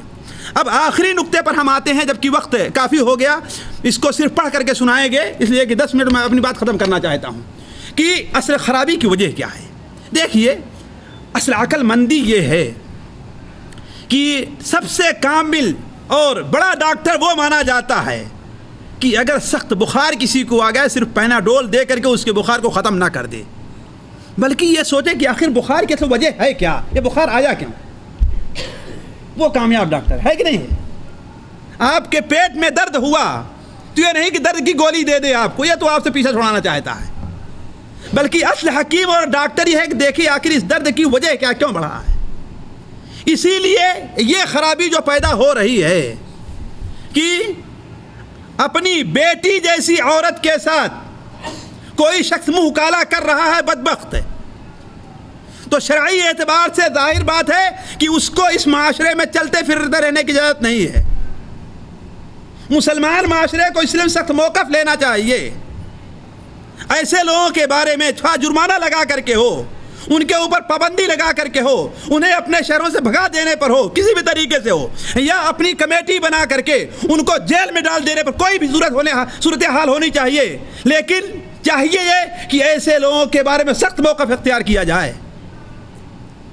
ایسے لوگوں کو ان کے اس برے کام کی سزا ضرور ملنی چاہیے اگر شرعی قانون وہاں پر نافذ نہیں ہے. تو یہ نہیں کہ صرف شور کر دیا جائے کہ ہاں بھائی اس کی بیوی تو اس کے نکاح سے نکل گئی، اب ٹھیک ہے اپنے بیٹے کے ساتھ نہیں رہے، اپنے شوہر کے ساتھ نہیں رہے، اپنے شوہر کے ساتھ رہے گی. یہ اس قسم کی باتیں کرنا، شور کرنا، یہ مسئلے کا حل نہیں ہے. اس لیے کہ یہ چیز جہاں آج اس کے ساتھ پیش آئی ہے کل تمہارے ساتھ بھی پیش آ سکتی ہے. اور اس بات کو اچھی طریقے سے جان لیں، اگر آدمی اسے برا نہیں سمجھتا، اس کا مذاق اڑاتا ہے اور اپنے بھائی کے اوپر ہنستا ہے، تو بہت ممکن ہے کہ کل اللہ تبارک و تعالیٰ تمہیں بھی اسی مرض کے اندر مبتلا کر دے. مجھے ایک آدمی کے بارے میں اچھی طریقے سے یاد ہے کہ ایک بار اس قسم کا کوئی واقعہ پیش آ گیا تو مولوی صاحب کو بلایا گیا، یہ ہے توبہ تلہ، یہ معاملہ ہوا. تو رات کو واپس آ رہے تھے، اجالی رات تھی، لوگوں سے کہتے ہیں کہ ارے کیا معاملہ ہے، جو چاہو سو کر جاؤ، مولوی کو بلا کر کے ایک مرغا کھلا تو معاملہ صاف ہو جائے گا. اس طریقے سے آج بھی لوگ کہتے ہیں، مذاق اڑاتے ہیں. واللہ چند مہینے بھی نہیں گزرے تھے کہ ان کے بارے میں سنا گیا کہ اپنی بہو کے ساتھ انہوں نے بھی ایسا کام کیا. لا تظہر الشماتہ بأخیک، اپنے بھائی کے اوپر ہنسو نہیں، ہے کہ نہیں ہے. ہو سکتا ہے کہ اللہ تعالیٰ اسے اس سے محفوظ رکھے اور تمہیں اس گناہ کے اندر مبتلا کر دے، ہے کہ نہیں ہے. تو یہ مسئلے کا حل نہیں ہے، بلکہ سوچنا چاہیے اصل خرابی کی وجہ کیا ہے. یہ شور کرنا، میٹنگیں کرنا، جلوس نکالنا، یہ مسئلے کا حل نہیں ہے، بلکہ اصل ضرورت یہ ہے کہ ہاں جو ہم نے آشیانہ بنایا ہے وہ شاخ نازک پہ نہیں بلکہ ایک مضبوط ڈال اور ٹہنی کے اوپر ہونا چاہیے. یہ نہیں کہ جیسے علامہ اقبال نے کہا ہے کہ تمہاری تہذیب اپنے ہاتھوں خدا پہ ہی خودکشی کرے گی، جو شاخ نازک پہ آشیانہ بنے گا نہ پائیدار ہوگا. یہ سب نہ پائیداری کی بات ہے جو شور شرابہ ہو رہا ہے. اصل وجہ اس کی کیا ہے؟ دیکھیے ساتھیوں، سب سے بڑی اس کی وجہ یہ ہے کہ دین کی کمزوری ہے. سب سے بڑی وجہ یہ ہے کہ بددینی ہے، دین سے کمزوری آئی، اللہ کا خوف جاتا رہا، اللہ کے سامنے موجود رہنے کا، اللہ کی ہر بات پر مطلع ہونے کا عقیدہ جہاں کمزور پڑا اور شہوت غالب آئی تو اس قسم کے حادثات ہو جایا کرتے. اور اگر اللہ تبارک و تعالیٰ کا تقوی اور دین صحیح طور پر مضبوط ہو تو دین اس قسم کی باتوں سے روکتا ہے. آپ لوگوں نے، میں اشارہ کروں گا، سنا ہوگا حضرت عمر رضی اللہ عنہ وہ واقعہ کہ رات میں کہیں ٹہل رہے تو دیکھا کوئی عورت شعر پڑھ رہی ہے نا، کوئی عورت عشقیہ شعر پڑھ رہی ہے کہ آج ہمارے شوہر ہوتے، آج کوئی ہوتا کاش کے جس کے ساتھ رات میں گفتگو کرتی اور یہ کرتا کرتی، یعنی لمبا شعر پڑھتا، آپ لوگوں نے بار بار سنا ہوگا، ہے نا. تو اس نے کیا کہا تھا اس شعر کے اندر؟ فواللہ لولا اللہ لا رب غیرہ، लहर्रक मिन हादा सरीर जवानिबु, वल्लाह अगर वो अल्लाह जिसके अलावा कोई रब नहीं है आज ना होते न उसका खौफ ना होता तो आज इस चारपाई के पहिए और बाजू हिलते नजर आते। लेकिन उसने गलत काम हर चीज में की, उसके अंदर जज्बा मौजूद है, छोड़ा है क्यों? इसलिए कि अल्लाह ताला का खौफ है। इमाम इब्न रजब रहमहुल्लाह ने अपनी किताब तहकीक माना इखलास के अंदर कि ला इलाहा इल्लल्लाह का कि जब दिल के अंदर बिल्कुल जागुज़ी हो जाए और अल्लाह का हर बात पर मुत्तले होना का यकीन हो जाए तो इंसान की ज़िंदगी में इनकलाब किस तरीके से आता है। वो नकल करते हैं कि किसी सहरा के अंदर किसी मर्द ने किसी औरत को छेड़ना चाहा तो औरत बात मानने के लिए तैयार नहीं हुई। कहा कि अल्लाह के बंदी क्यों डर रही हो, क्या है, कोई यहाँ थोड़ी देख रहा है, सिर्फ यहाँ तो तारे हमें और तुम्हें देख रहे हैं और कोई नहीं देख रहा है। तो उस औरत ने क्या कहा कि अच्छा ये बताओ तारों को बनाने वाला कहाँ है, वो तो हमें तुम्हें देख रहा है। ऐन मुकव्किबुहा, तारों का बनाने वाला पैदा करने वाला कहाँ गया है, वो तो हमें तुम्हें देख रहा है। तो अर्ज करने का मकसद कि जहाँ बददीनी आती है, दीन से दूरी आती है, इस किस्म के गलत काम इंसान से सरदर्द होते हैं। दूसरी चीज़ ये है जिसके अंदर अच्छे बुरे नेक और हर किस्म के लोग मुलव्वस हैं, वो ये है कि पुरवकार लिबास का अदम इस्तेमाल है। आज हमारे घरों से, हमारे माहौल से इज्जत और पुरवकार लिबास ख़त्म हो चुका है। ऐसी लिबास पहना जाता है कि लिबास पहनने के बाद औरतें नंगी नज़र आती हैं। यानी खुद आप देख लीजिए, अगर साड़ी और ब्लाउज का मामला है तो ब्लाउज कितना बड़ा रहा करता है कि सिर्फ आगे के दोनों सीनों को छुपाए हुए और बाकी पूरा जिसमें नंगा है, सर भी नंगा है, गर्दन भी नंगी है। और वो भी ब्लाउज इतना चुस्त रहा करता है कि शायद अगर वो ब्लाउज जिस्म के ऊपर ना हो तो उसका सीना इतना दावत नज़ारा मर्दों को न दे जितना अब दे रहा है। और अगर शलवार कमीज पहनी जा रही है तो वल्लाह अपनी आंखों से देखी हुई बात है कि सामने गरीबान इतना खुला रहता है कि सीने का आधा हिस्सा दिखाई देता रहता है। जाहिर बात ये चीज़ें मर्दों के जज्बात को उभारती नहीं है। कोई हिजड़ा होगा या अल्लाह का वली होगा कि उसके जज्बात नहीं उभरते होंगे ये सीधे देख करके। और जो कोई बदबख्त कहता है कि हमें कुछ नहीं होता, वल्लाह वो झूठा है, मक्कार है, दजल कर रहा है, वो कोई ऐसा आदमी नहीं।